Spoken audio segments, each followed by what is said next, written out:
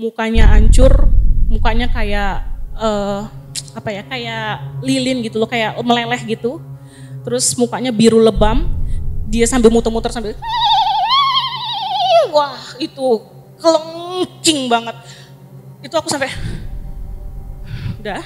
Terus akhirnya aku save, aku nggak peduli, aku cabut, terus aku tutup. Dia tuh ketika aku lagi beres-beres dia masih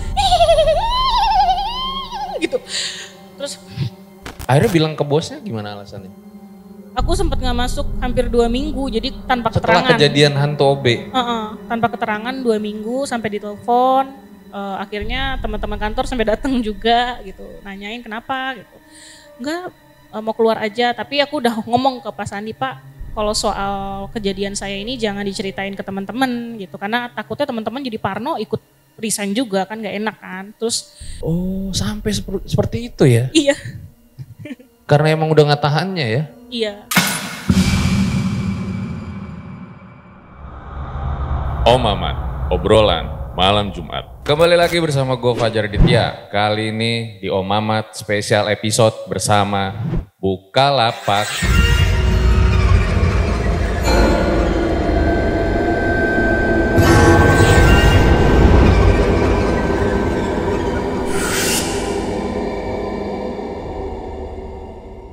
Pada kali ini gue syuting live langsung guys. Ini ada penonton-penonton, kalau kalian lihat di sini di tribun kiri, tribun kanan ya. Di tengah badai hujan mereka tetap datang. Nah pada kali ini gue kedatangan seorang pelaku horor. Yang dia tuh punya cerita horor di kantor, katanya serem banget. Bahkan dia sampai resign. Langsung aja kita sapa. Selamat malam Mbak Lisa. Malam Mas Fajar. Saat itu katanya kerja di kantor yang horor. Yang horor itu kantornya apa bosnya? Dua-duanya kali ya. Oh dua-duanya. Resignnya gara-gara bosnya apa? Bukan, hantu? Gara-gara kejadian itu. Kejadian itu? Iya. Wah ini menarik nih. Nah kalau boleh tahu emang sering lembur sampai malam ya? Enggak, karena waktu itu diangkat jadi tim leader, jadi mau nggak mau sering pulang malam. Sebenarnya aslinya tuh sering pulang cepet malah gitu. Jadi diangkat jadi tim leader, ya jadilah kena pengalaman horor itu gitu. Oke, padahal nggak sering pulang malam tapi banyak ngalamin horor. Iya. Hantu apa yang paling serem?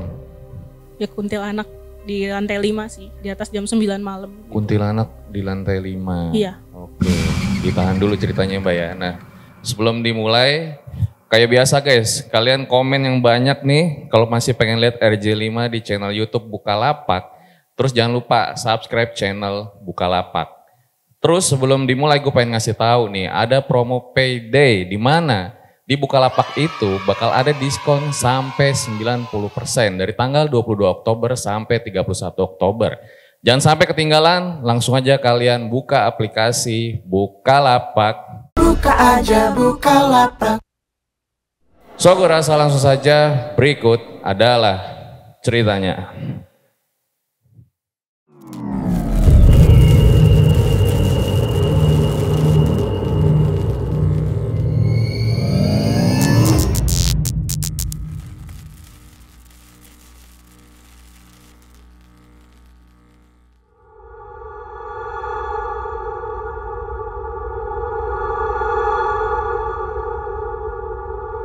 Ya silakan Mbak Lisa, boleh diceritakan pengalaman horornya seperti apa? Ya jadi ini kejadiannya udah lama, dari tahun 2013 bulan September. Jadi pertama kali kuliah, pada waktu itu kan dosen jarang masuk ya. Jadi banyak free day-nya lah, banyak liburnya gitu. Dan pada saat itu aku mutusin buat kerja sambilan freelance. Hitung-hitung bisa buat uang jajan segala macem. Udah berapa kali freelance tapi nggak ada yang cocok. Tiba-tiba teman satu kampusku ngajakin nih, karena dia ibunya sama adiknya itu satu kantor, mau nggak kerja di kerjaan ini gitu di daerah Jakarta kok gitu. Oh ya udah deh mau gitu. Akhirnya nge-apply, dipanggil terus diterima. Nah 3 bulan pertama itu nggak ada yang aneh karena aku pulangnya itu selalu cepet gitu. Jadi misalkan berangkat pagi pulang siang, ya nggak pernah malam lah, nggak pernah sore juga. Sampailah 3 bulan setelahnya itu ada cerita-cerita gitu, udah mulai deket sama yang lain, Terus ada cerita-cerita ya horor lah gitu. Salah satunya SPV-ku. Jadi SPV-ku tuh cerita kalau di sini ini jangan lewat dari jam 9 malam kalau bisa. Karena saya pernah diganggu. Terus aku tanya, nama SPV-ku kan Pak Sandi. Pak Sandi emang pernah diganggu apa?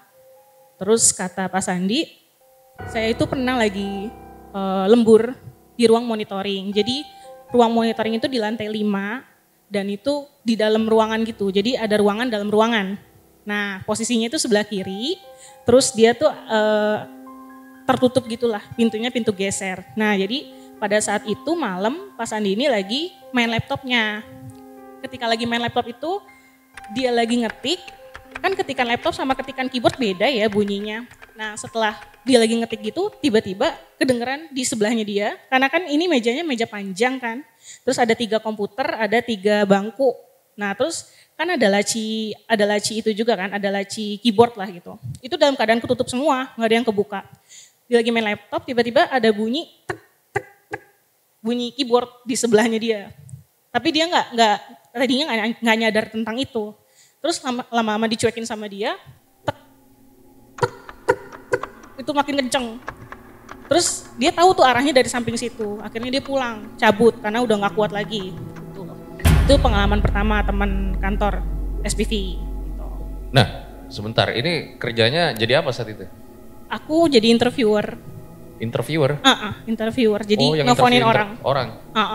Oke, di lantai? Di lantai 5. Lantai 5. Daerah? Daerah Jakarta. Daerah Jakarta, ya. Oke. Lalu ada lagi pengalaman temanku. Jadi temanku ini satu kantor sama aku, kebetulan rumahnya deket. Jadi kita tuh sering pulang bareng. Nah pada saat itu dia ada niatan pengen jemput. Aku tuh tunggu di lobi jam 8 malam waktu itu.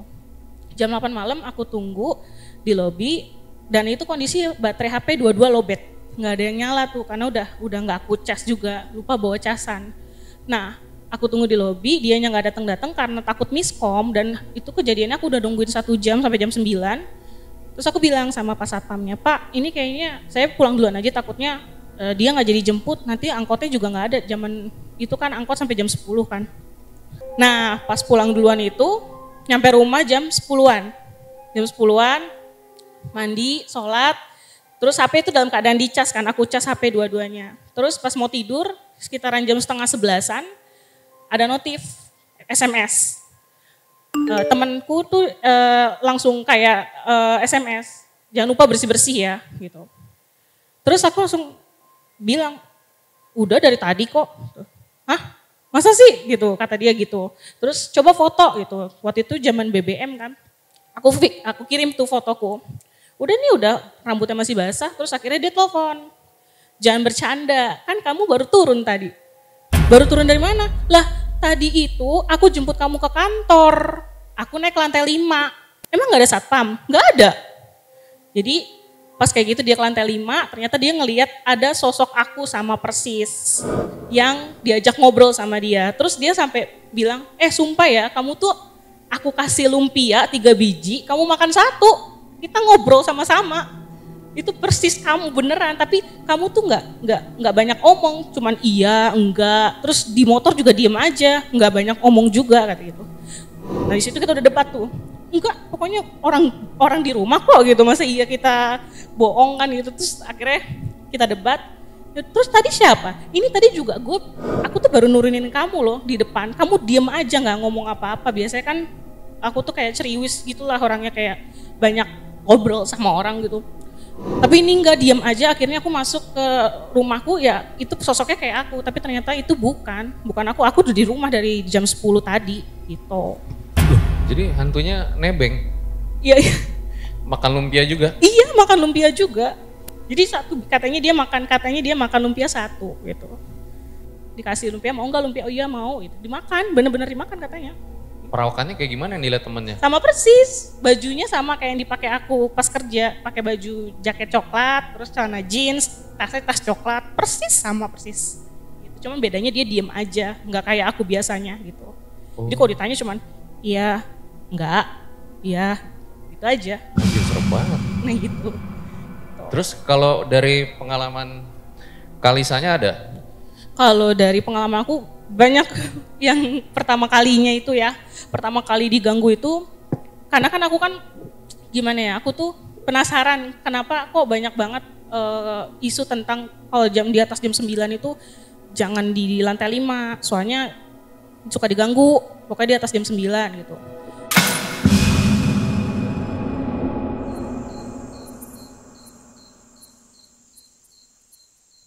Terus tapi di lantai 5 itu rame orang-orangnya. Kalau di jam 9-an ya udah sepi, udah nggak ada. Paling interview. Tapi sampai 100 ada, nggak nyampe. Ruangannya. Isinya tuh sampai 50 orang. 50-an. Terus ya pas kayak gitu udah aku deg-degan. Kenapa? Masih shock ya? Jadi aku pertama kali itu ikut temanku jam 5:30 sore pulang, nungguin dia nih. Jadi pengen main lah gitu, sekali-kali main. Aku foto di kamar mandi lantai 5. Selfie, ada kali 4 kali aku selfie. Nah pas aku selfie, itu aku emang nggak periksa fotonya. Rencana pengen langsung pulang, terus pengen cek di rumah tuh. Habis jalan, terus cek di rumah, nyampe di rumah, aku cek. Ada 2 foto, foto yang pertama itu aku foto di kamar mandi. Jadi model kamar mandinya kayak gini. Dia ada kaca panjang sebelah kanan, terus ada sekat 3, kamar mandi sekat 3, terus ada dindingnya agak menjorok ke dalam. Jadi ada 2 foto. Foto yang pertama itu ada pocong. Kayaknya sih pocong ya, jadi kayak bentuknya kayak blur, kayak terbang gitu. Kayak kita foto tapi kecepatan jadi kayak blur gitu loh. Bentuknya kayak pocong. Itu 1. Yang kedua, pas di slide berikutnya, itu ada foto kuntilanak tapi cuman setengahnya aja, kelihatan badannya setengahnya aja, nggak full. Tapi rambutnya doang kelihatan, tapi muka nggak kelihatan. Itu aku hapus dong, karena kan takut ya. Aku hapus, berharap ini kehapus nih. Dihapus, dulu kan pakai BlackBerry, udah dihapus tapi nggak bisa kehapus. Aku mikirnya, BlackBerry kan sering ngehang nih, coba deh aku cabut baterai gitu. Udah cabut baterai, udah dipasang lagi, aku lihat ke media, aku hapus, tetap ada. Terus foto yang satunya aku coba hapus yang gak ada penampakannya, itu hilang. Tapi foto 2 itu gak hilang. Akhirnya aku lakuin, aku matiin HP, terus aku setel murotal di HP yang satu lagi, besok paginya baru hilang. Foto itu hilang dua-duanya. Malamnya gak hilang sama sekali. Gitu. Baru pertama. Yang masih jadi misteri buat gue ya, kenapa cewek itu foto di toilet gitu? Ya, suka aja selfie. Zaman dulu gitu. suka, iya.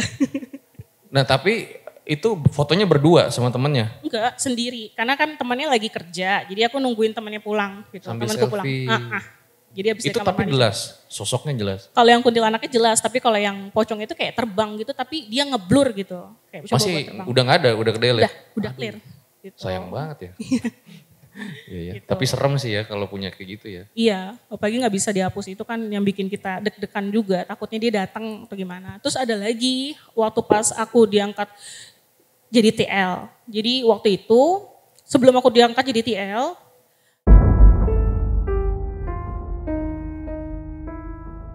yang bekas mantan TL itu tim leader ya? Iya, tim leader. Jadi tim leader itu tiba-tiba resign. Padahal udah mau selesai nih proyeknya. Terus ketika aku tanya, Mbak kenapa kok resign gitu. Terus mukanya pucat. Enggak apa-apa, maafin aja ya kalau ada salah gitu. Terus tiba-tiba dia pergi gitu. Nah Pak Sandi ini karena aku itu suka ngobrol sama beliau, akhirnya beliau minta tolong, Lis tolong deh gantiin jadi tim leader, bantuin saya gitu. Pak, kalau kayak gitu berarti saya lembur dong. Ya tungguin anak-anak selesai gitu. Nah ada satu momen di mana tim kami itu datang dari jam 6 sampai jam 9 malam. Itu kerjanya dari jam 9 dari jam 6 sore sampai jam 9 malam. Agak gondok juga sih harus nungguin dia kan. Terus akhirnya di atas jam 9. Aku tuh inget banget mereka tuh yang digangguin, teman-temanku yang digangguin itu rata-rata yang pulangnya di atas jam 9. Nah waktu itu mereka tuh udah pada pulang tuh satu-satu.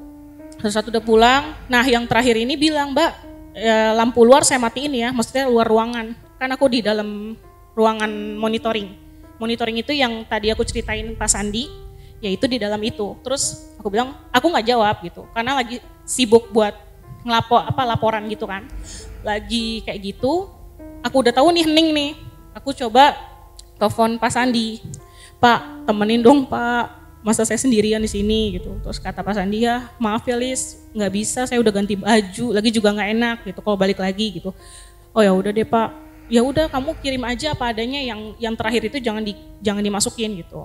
Tapi kan aku kan tanggung jawab kan, maksudnya ya itu kan bagian dari pekerjaan. Kalau misalkan ada salah dikit, pasti kan yang kena omel SPV juga kan. Jadi ya aku kerjain.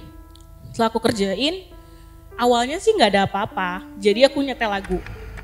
Jadi aku ngetik sambil ditemenin lagu gitu. Nah pas lagi ngerjain di tengah-tengah, bunyi keyboardnya. Jadi aku kan ngerjain pakai komputer, pakai flash disk gitu. Jadi aku kerjain di komputer, tiba-tiba aku lagi ngetik, tek tek tek, ada bunyi lagi, tek tek tek. Jadi dia ngikutin ritme kita ngetik, dia ngikutin. Aku berhenti, terus aku gini lagi, tek tek tek. Aku sengaja cepetin, tek tek tek. Dia juga cepet, tek tek tek tek. Gitu. Terus aku berusaha, udahlah cuekin aja, yang penting nggak ada sosoknya gitu. Pokoknya udah cuekin aja gitu. Terus setelah itu aku ketik lagi lanjut ngetik, tiba-tiba tak tak laci keyboard itu kayak ada tangan, tek tek maju mundur sambil diketok-ketok keyboardnya, gitu. Terus aku lihat itu goyang-goyang sendiri, aku lihat di paling pojok. Terus aku bilang gini, tuh alamat digangguinnya lebih parah nih kayaknya. Terus akhirnya aku diem. Terus kursinya kayak gini, bisa goyang-goyang gitu.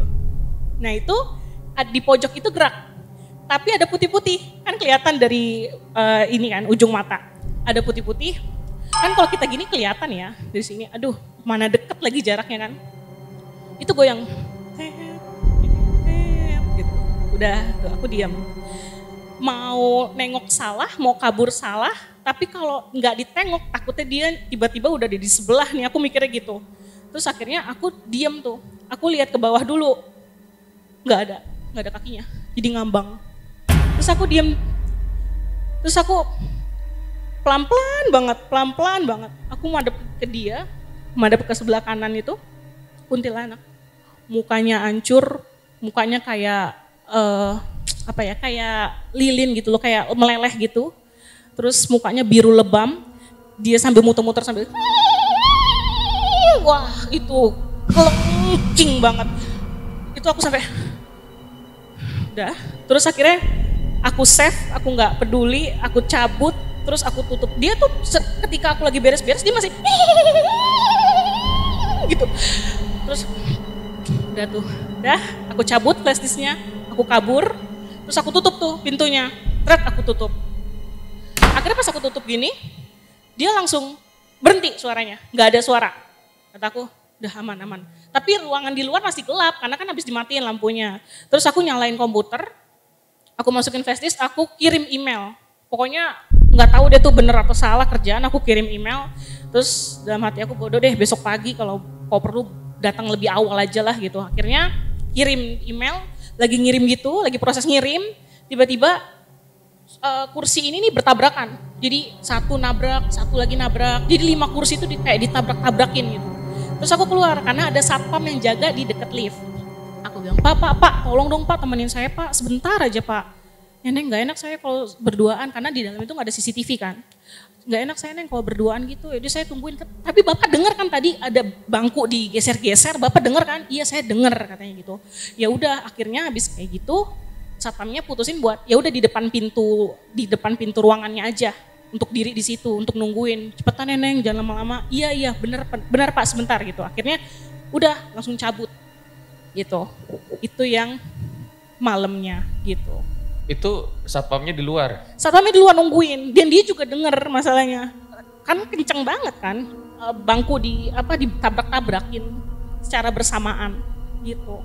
Itu bener-bener sendirian di ruangan itu? Iya sendirian, karena nungguin teman-teman yang telat itu tadi gitu. Jadi bikin laporannya ya mau gak mau nungguin mereka kan gitu. Nah pas besok paginya, akhirnya datang duluan nih, datang lebih awal karena SPV ku juga Pak Sandi juga minta tolong datang lebih awal ya, kita mau evaluasi juga gitu. Akhirnya datang lebih awal. Terus habis datang lebih awal, ya aku biasalah ngobrol sama Pak Sandi cerita gitu. Pak saya kemarin digangguin gitu. Cerita-cerita terus kata dia bener kan saya tuh curiganya TL yang kemarin itu keluar karena itu. Karena dia tuh juga kemarin lembur sebelum keluar gitu. Jadi sebelum keluar kantor itu dia sempat lembur. Saya curiganya dia keluar karena itu. Tapi dia gak mau ngasih tahu alasannya gitu. Dia bilang mau fokus aja buat kuliah katanya gitu. Ya udah Pak, terus ya udah yang penting kamu jangan pulang di atas jam 9 lagi. Terus akhirnya Pak Sandi itu minta tolong, Lis tolong dong ambilin kertas di lantai 6 gitu. Di lantai 6 ambil kertas nomor telepon yang mau ditelepon 50 lembar ya gitu. Oh ya udah Pak, karena aku pikir pagi-pagi kan nggak merasa apa-apa, nggak ada ngerasa apa-apa. Ya udahlah pagi-pagi ini kan, terus akhirnya ke atas tuh ke lantai 6 lewat lift. Terus kertasnya itu ada di depan ruang rapat. Ruang rapatnya itu bentuknya bening. Jadi kacanya tuh kaca bening. Terus di sebelah ruang rapat ada lorong kecil menuju kamar mandi. Nah pas lagi ngitungin kertas itu pas banget, pas 50 tuh tiba-tiba aja ada yang lewat. OB perempuan, ibu-ibu lewat. Aku kaget kan karena dia tiba-tiba aja ada gitu. Aku nggak tahu dia datang dari mana, tiba-tiba dia bawa sapu. Terus aku sapa, Bu pagi gitu. Terus dia senyum aja gitu. Terus akhirnya dia masuk ke kamar mandi. Dalam hatiku, aman nih ada orang, ternyata kirain nggak ada orang gitu, sepi. Ya udah akhirnya sebelum aku turun aku ke toilet dulu. Kertas itu masih aku taruh di sebelahnya, di sebelah ruang rapat gitu, yang udah aku pisahin itu.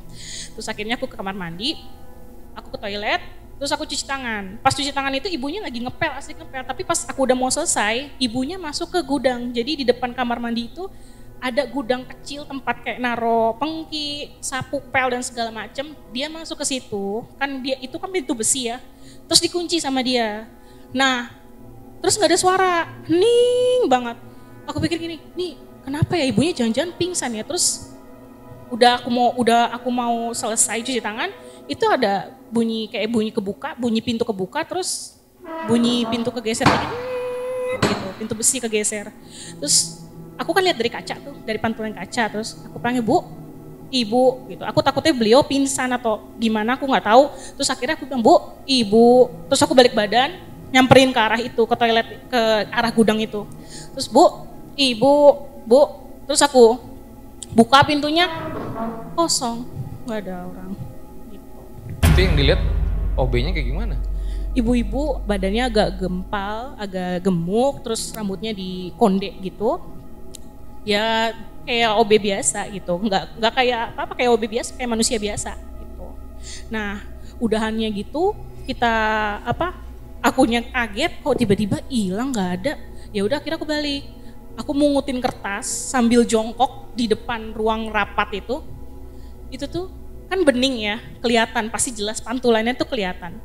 Itu dari arah kiri, kan aku jongkok, terus dari arah kiri itu ada kuntilanak ngelayang.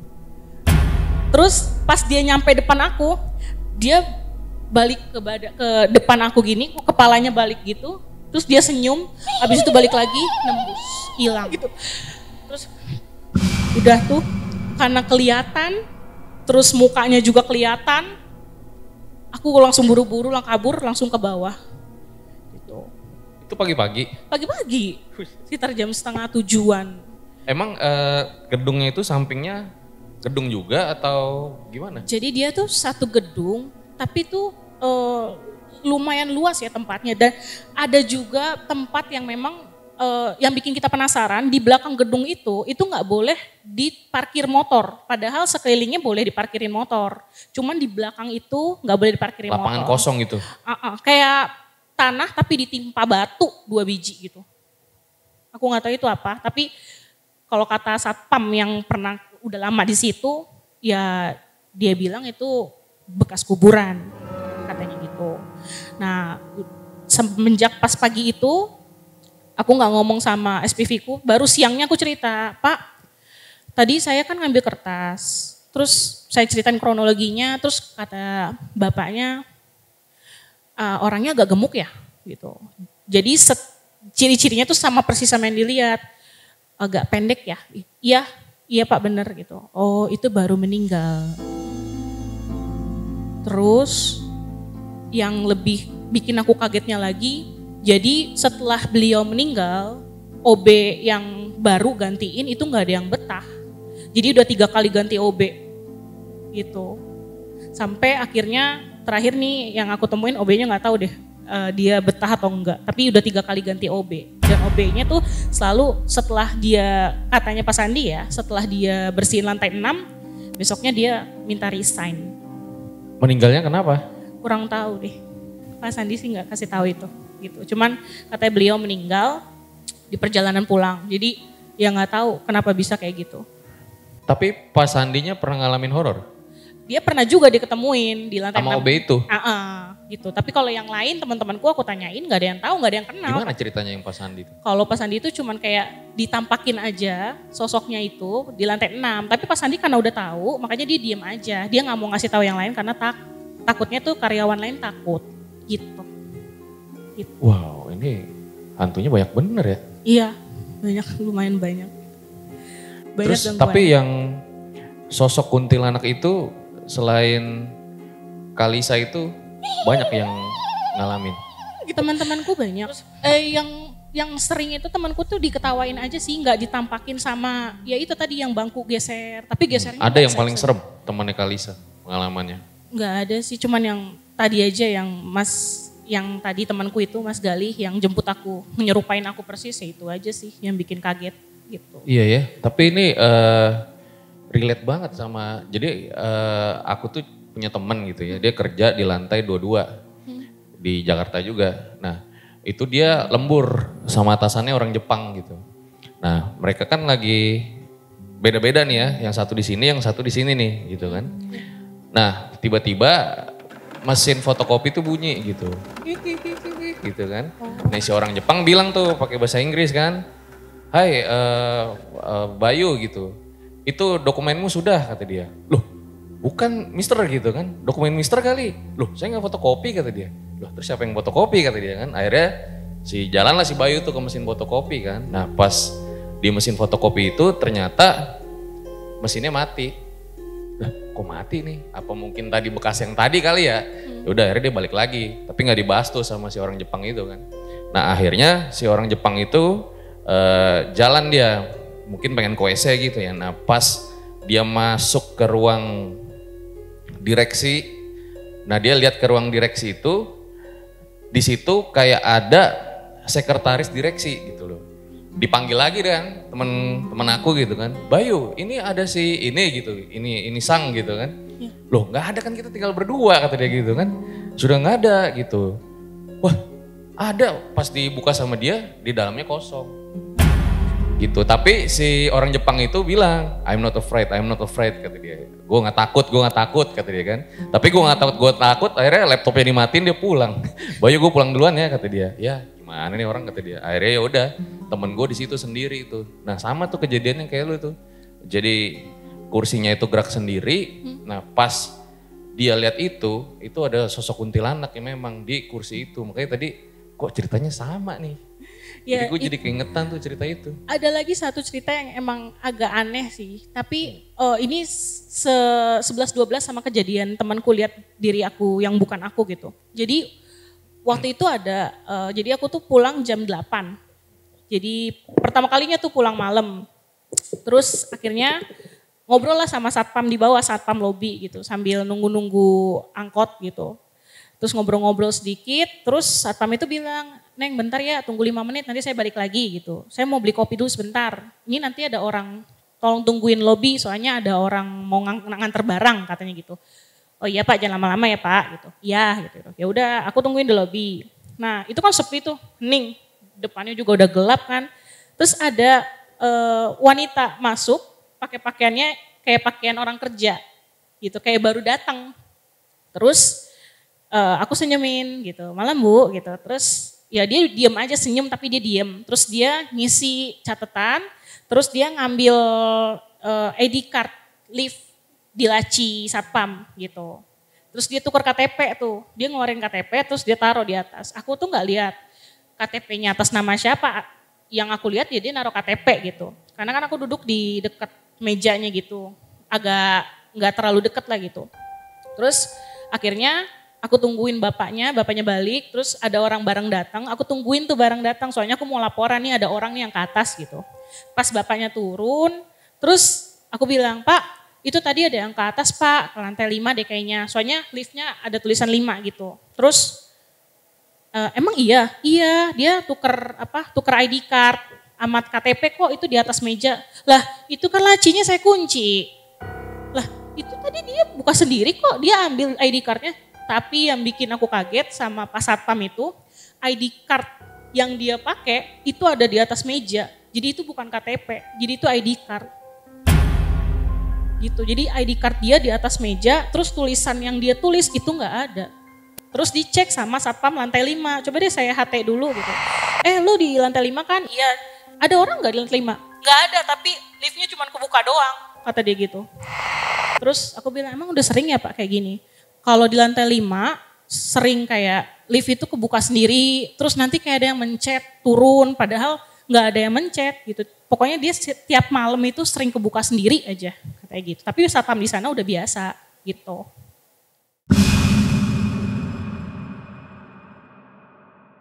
Nah kalau pengalamanku sih ya di kantor ya, itu lebih serem bosnya. Tapi dulu pernah jam 9 malam tuh, jadi kantorku kan begini nih, ruanganku ya. Ini ruanganku, sini beda unit, bisa divisi nih. Di sini nih udah gelap nih jam 9 malam. Nah aku lagi bertiga sama temanku tuh, biasa kita gibah tuh. Nah pas lagi kayak gitu, tiba-tiba ada yang nimpuk penghapus dari ruangan sini nih. Duk gitu, kena ke temanku tuh. Pas kita lihat nengok, lah sebelah kan udah mati ya. Nah kita pastiin lagi tuh, ternyata gak ada orang. Dan memang itu udah sering sih, bukan kita yang pertama gitu, udah sering denger. Memang kalau malam itu berisik, suka ada yang nimpuk gitu. Entah yang dia di sini, apa dia lagi di sini gitu. Ya udah, wah kayaknya disuruh pulang nih. Ya udahlah kita pulang. Gitu. Nah, kalau ruangan dari Mbak Lisa sendiri tuh ruangannya kayak gimana sih? Kalau lantai 5 itu ruangannya itu jadi kalau kita ke lantai 5 masuk itu ada kursi, meja, komputer berderet 50 biji gitu. Jadi di dalam ruangan itu ada 2 ruangan lagi. Ruangan yang pertama itu yang sebelah kiri monitoring, dia vertikal. Yang satunya lagi horizontal itu ruang audio. Tapi dijadiin ruang kayak naro-naro headset rusak atau telepon rusak gitu. Jadi ditaruh di situ gitu. Nah kalau yang di ruang audio ini teman-temannya lebih sering tuh, teman-teman di kantor lebih sering lihat kayak sekelibat putih aja lewat cepet gitu. Jadi sukanya kayak gitu digangguinnya gitu. Tapi kalau yang di deket ruang monitoring ya cuman kursi itu aja gitu. Tapi kalau Kalisa aja ngalamin sehoror itu, pasti teman yang lain ada juga dong ya, cerita-cerita kayak gitu ya. Kalau temen sih ya itu tadi sih, dia cuman yang kursi itu aja, terus sama yang diketawain pada saat di kamar mandi gitu. Enggak se-ekstrim saya sama kamar Mas mandi Andi. gimana tuh? Jadi sama kejadiannya di jam yang sama juga, jam 5:30 sore. Jadi dia itu nungguin adiknya pulang, terus akhirnya dia ke kamar mandi. Pas ke kamar mandi, dia sama adiknya berdua ke kamar mandi. Terus abis itu adiknya di kamar mandi, dia di kaca, dia lagi ngaca terus kayak ada yang ketawain. Terus adiknya keluar, ditanya, lu denger gak? Gitu. Enggak, gue gak denger apaan? Denger ada yang ketawa gak? Gitu. Enggak ada, gue gak denger apa-apa gitu. Jadi yang denger cuma dia aja. Ketawanya kayak gimana? Ketawa kayak kuntilanak sih katanya, tapi aku gak tahu pastinya kayak kuntilanak biasa. Jangan-jangan yang kayak tadi. Gitu. Coba boleh dicontohin lagi Pak? kayak gitu. Agak wanjangan? Jadi kayak apa sih, kayak melengking gitu loh. Jadi kayak dia jauh kedengerannya gitu. Jadi kayak gitu. Terus akhirnya gimana? Ya Sempet udah. nyari tahu nggak? Itu kantornya sebenarnya apa sih? Kalau yang aku tahu sih dari satpam yang udah lama di situ, memang katanya ada bekas kuburan. Jadi dipaksa buat dibangun gedung di situ. Dan akhirnya 2019 yang lalu gedung itu ditutup dan diganti sama hotel. Maka kita juga kaget, kok diganti sama hotel? Harusnya ya nggak usah ada gitu, harusnya diratain aja. Karena kan itu kuburan yang dipakai buat kantor kan, harusnya kan diratain aja terus dipindahin lah ibaratnya gitu. Cuman nggak tahu, mungkin dia kayak ya nggak tahu lah, bisnis kali ya. Jadi dibangun hotel sekarang kantor itu. Akhirnya gimana? Masih kerja di sana? Enggak, aku langsung setelah kejadian terakhir OB itu, aku langsung sakit 3 hari, demam 3 hari. Terus akhirnya telepon mama, cerita lah apa yang aku rasain, terus aku yang ngalamin juga. Kata mama, udah keluar aja daripada kamu kenapa-napa, daripada makin parah, udah keluar aja. Terus akhirnya aku mutusin buat resign. Gitu. Ini baru ketemu langsung loh nih, orang yang resign alasannya itu karena hantu. Soalnya yang lain ngalamin juga gitu, bukan cuma aku, maksudnya banyak yang lain. Makanya gak berani mereka tuh untuk pulang di atas jam 9 gitu. Akhirnya bilang ke bosnya gimana alasannya? Aku sempat gak masuk hampir 2 minggu, jadi tanpa Setelah keterangan. kejadian hantu OB? Tanpa keterangan 2 minggu sampai ditelepon.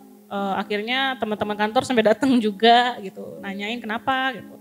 Enggak, mau keluar aja, tapi aku udah ngomong ke Pak Sandi, Pak, kalau soal kejadian saya ini jangan diceritain ke teman-teman gitu, karena takutnya teman-teman jadi parno ikut resign juga kan, gak enak kan. Terus ya saya keep gitu, jadi ditelepon sama SPV saya, terus ya udah dijelasin saya nggak kuat Pak gitu, saya sempat sakit pas kejadian terakhir itu gitu. Oh ya udah, SPV-nya bilang ya udah deh nggak apa-apa gitu, walaupun sempat ditahan-tahan juga tapi ya udahlah nggak apa-apa gitu. Jadi resign akhirnya. Tapi setelah itu ada lagi kejadian horor yang dialamin? Nggak ada sih, cuma itu aja. Jadi nggak ngikut ke rumah ya? Setelah resign sudah selesai? Cuman sakit demam 3 hari itu nggak turun-turun. Setelah ya mama bilang suruh resign, aku setuju, ya udah sembuh. Terus aku udah nggak masuk-masuk lagi, udah nggak berani lagi udah. Tapi bukan gara-gara nggak nyampe target kan resign? Enggak. Alasannya hantu nanti. Oke, nanti bakal banyak pertanyaan di closing.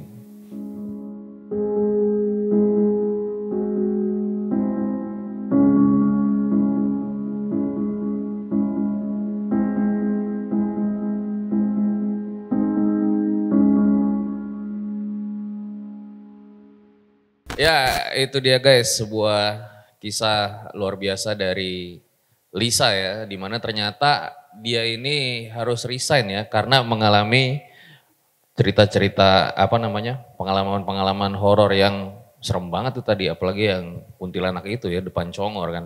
Nah, sebelum gue tanya, gue pengen ucapkan makasih nih buat Bukalapak yang sudah mewujudkan hari ini kita seru-seruan bareng nih sama para RJL Satset. Nah, makanya komen yang banyak guys, siapa tahu nanti Bukalapak ngadain lagi di stadion ya yang lebih besar, jadi kita bisa seru-seruan lebih mantap lagi. Nah, Mbak Lisa, Iya. Setelah mengalami rangkaian kejadian itu, ya, sereman mana? Digangguin sama hantu kantor, apa akhirnya jobless? Yes, sereman jobless. Oh, tetap sereman jobless ya? Iya. Tapi ada perasaan nyesel resign? Nyesel sih, karena udah mau selesai proyeknya, udah mau dibayar gitu. Loh, akhirnya nggak dibayar? Hilang, nggak dibayar akhirnya, cuman gaji pokok aja gitu. Oh, sampai seperti itu ya? Iya. Karena emang udah nggak tahannya ya? Iya. Itu akhirnya dapat berapa lama? Aku tuh di perusahaan itu kurang lebih hampir setahun, kurang lebih. Jadi 2014 aku resign, gitu. Tahu bulannya Juli ya Pak kalau nggak salah, hampir setahun lah. Tapi sempat nyari tahu nggak sebenarnya kuntilanaknya itu siapa sih? Gitu. Enggak ya? Enggak kepikiran ke situ. Ya, kalau kita nonton film-film horor kan biasanya pelaku utamanya nyari tahu kan, ini sebenarnya siapa sih gitu. Oh enggak nyari tahu ya? Enggak nyari tahu. Iya iya. Padahal kalau nyari tahu bisa jadi film horor loh dikit lagi. Oke deh, makasih ya Kak Lisa udah bercerita di RJ5. Nah, itu dia guys episode pada kali ini. Nah, gue Fajar Ditya sebagai inspektur horor tragedi akan menyimpulkan kisah pada kali ini. Ternyata di kantor itu bukan hanya orang aja nih yang toksik, hantu juga bisa toksik. Tapi percayalah guys, yang namanya makhluk toksik itu pasti kena batunya sendiri. Biar aja semesta nanti yang akan membalasnya. Nah, oke, sekian episode siaran langsung nih Om Mamat sama Bukalapak. Sampai ketemu gua di channel Bukalapak ini lagi. Thank you. Ciao.